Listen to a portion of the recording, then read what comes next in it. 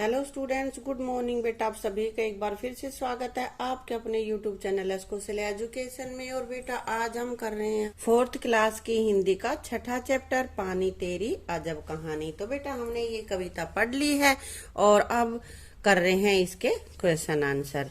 कविता में किन किन चीजों में पानी का होना बताया गया है। कविता में आया है ना इसका जिक्र, धरती, आकाश, सब्जी, फल, कुआं, नदी, नल और काले बादल, इन सब में पानी का होने का वर्णन हुआ है इसमें।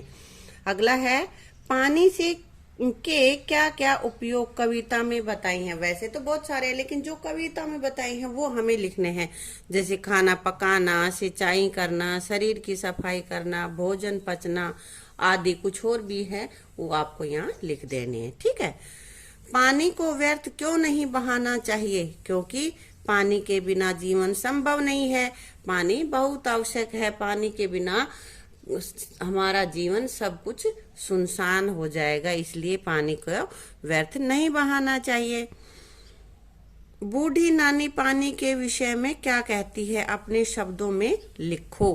तो बूढ़ी नानी कहती है कि पानी खाना पकाने में, खाना पचाने में, सिंचाई में और सफाई में, तन की सफाई करता है ना, आदि में काम आता है।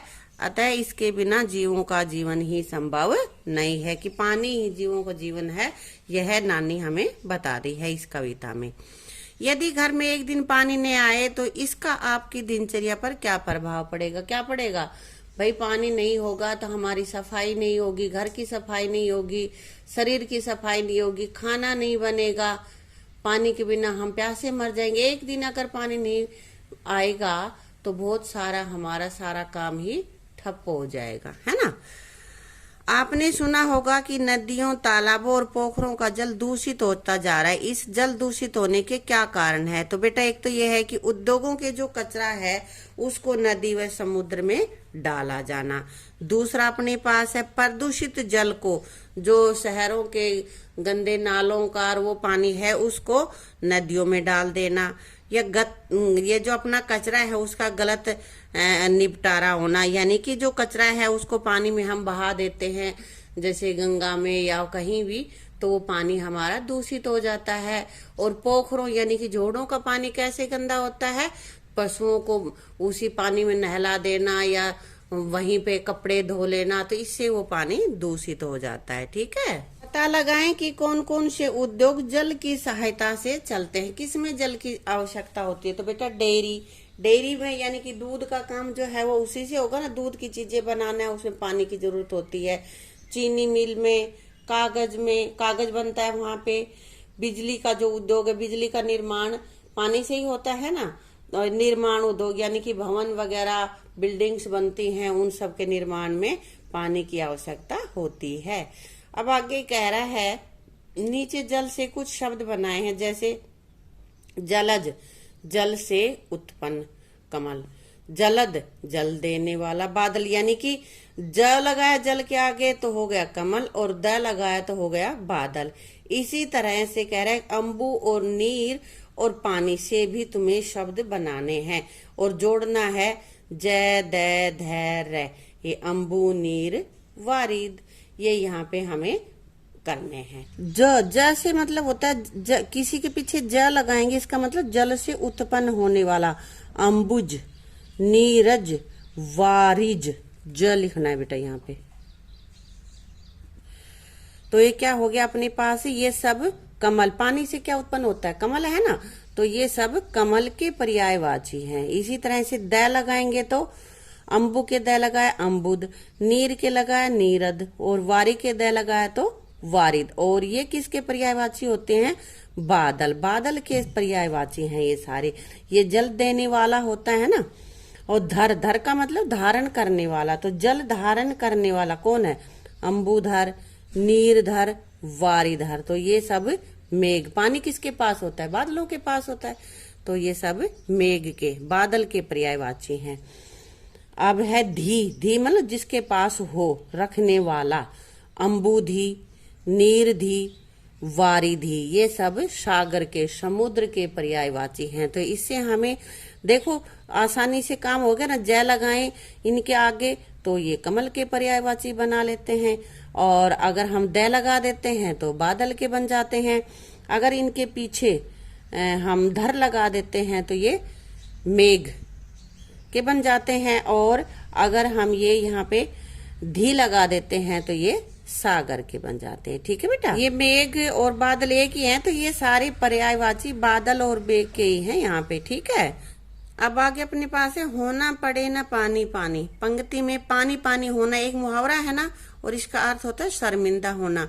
तो इसी तरह से पानी के कुछ और मुहावरे इकट्ठे करने हैं हमें, और उनका वाक्य में प्रयोग करना है। तो देखो, तुम्हारी आंखों का पानी मर गया, तो पानी मरना ये एक मुहावरा है, मतलब उसके शर्म खत्म हो जाना, तो हमने वाक्य में प्रयोग कर दिया है। फिर मैंने घाट घाट का पानी पिया है, मतलब भाई मैंने बहुत ही एक्सपीरियंस है, मेरे पास एक्सपीरियंस। पिया ये बेटा बड़ी मात्रा आएगी यहाँ पे। आगे है अभी दूध का दूध पानी का पानी हो जाएगा, मतलब सही निर्णय देना, जो बात सही है गलत है उसका निर्णय हो जाएगा, पता चल जाएगा। तुम चुल्लू भर पानी में डूब मरो, डूब मरना, चुल्लू भर पानी में डूब मरना मतलब बहुत शर्मिंदा होना। तो यहाँ पे ये हमने इसके वाक्य में प्रयोग कर दिए हैं। आगे अपने पास है पानी तेरी अजब कहानी में, ये जो चिन्ह लगा रखा है एक डंडा, इसके नीचे बिंदी, तो ये क्या है, ये विस्मय आदि बोधक का चिन्ह है। इस चिन्ह से खुशी, हैरानी और घृणा आदि जताने के लिए इसको लगाया जाता है। तो इसका वाक्य बनाना है, जैसे एक बना के दिखा रहा, खुशी का भाव दिखाने के लिए वाह क्या बात है कहते हैं ना, तो इसी तरह का हैरानी जताने के लिए क्या करोगे, अरे कितना सुंदर फूल है, करते हैं ना हैरानी, इसी तरह से प्रकट करते हैं हम।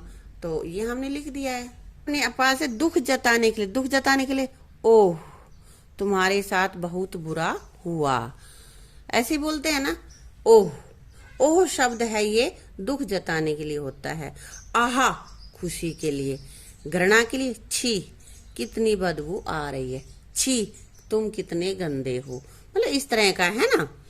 अब बच्चों और बच्चों भी इसमें अंतर देखना है। पानी रखना सीखो बच्चों, बच्चों ने पानी भर लिया, तो दोनों वाक्यों में देखो अंतर है, एक में बिंदी लगाई है हमने, एक में नहीं लगाई है। तो अब आगे कुछ शब्द हैं, तो यहाँ पे देखो, जब हम किसी को पुकारते या संबोधित करते, मतलब किसी को हम बोलते हैं, बहुत सारे हैं, एक वचन से ज्यादा यानी कि बहुवचन है, एक से ज्यादा है, कुछ भी, कोई चीज है, कोई मनुष्य है, कुछ भी, तो अगर उनको हम पुकारते हैं, बुलाते हैं, तो वहां पे अनुस्वार नहीं लगेगा, अंक की मात्रा नहीं लगेगी। अगर हम वैसे बहुवचन बनाते हैं तो फिर लगेगा, जैसे पेड़ों को पानी दे दो, बच्चों मेरी बात सुनो, तो यहाँ पे तुम्हें जहां जहां लगेगा वहां पे तुम्हें लगाना है। तो पेड़ों, तो यहाँ पेड़ों को हम बुला थोड़ी रहे हैं, वो एक से ज्यादा पेड़ों की बात करें, इसलिए यहाँ पे हमने अनुस्वार लगा दिया। इस अंक की मात्रा को हम अनुस्वार बोलते बेटा। बच्चों मेरी बात सुनो, यहाँ पे हम बच्चों को कह रहे हैं भाई मेरी बात सुनो, तो यहाँ नहीं लगेगा। यह बच्चों की पुस्तक है, तो यहाँ पे एक से ज्यादा बच्चों का जिक्र हो रहा है, हम बच्चों को बुला नहीं रहे हैं, इसलिए यहाँ पे चंद्र बिंदु लगेगा। बादलों ने सूर्य को भी ढक लिया, बादलों ने भी ढक लिया, तो हम बादलों को बुला थोड़ रहे, बात बता रहे हैं कि बादलों ने ढक लिया, तो यहाँ पे अनुस्वार आएगा। बादलों, अब तो बरसो, अब बादलों को कह रहे हैं, संबोधित कर रहे हैं ना बादलों को, बादल अब तो बरस, तो यहाँ पे नहीं आएगा। यहाँ पे संबोधन, तो विशेष ध्यान तुम्हें ये रखना है कि किसी को बुलाते हैं या संबोधित करते हैं, पुकारते हैं, तो वहां पे बहुवचन हो तो भी हम अंक की मात्रा नहीं लगाएंगे। तो ये अनुस्वार कहाँ लगता है ये तुम्हें समझ में आ गया होगा। जी बेटा, जल से संबंधित कुछ नारे लिखने हैं, तो ये मैंने लिख दिया, जल ही जीवन है, जल है तो कल है। ठीक है, तो इसी के साथ बेटा अपना ये लेसन यहीं पे समाप्त होता है। इसको अच्छे से लर्न कर लेना, अपना नोटबुक में नोट कर लेना, और अगर कुछ समझ में नहीं आया है तो कमेंट बॉक्स में लिखकर पूछ लेना। अब बेटा वीडियो अगर आपको अच्छी लगी तो वीडियो को लाइक करना, शेयर करना और चैनल को सब्सक्राइब करना। इसके साथ साथ हमने एक दूसरा चैनल यहाँ पे आपके लिए खोला है, उसको भी जरूर सब्सक्राइब कर लेना। ठीक है, थैंक यू।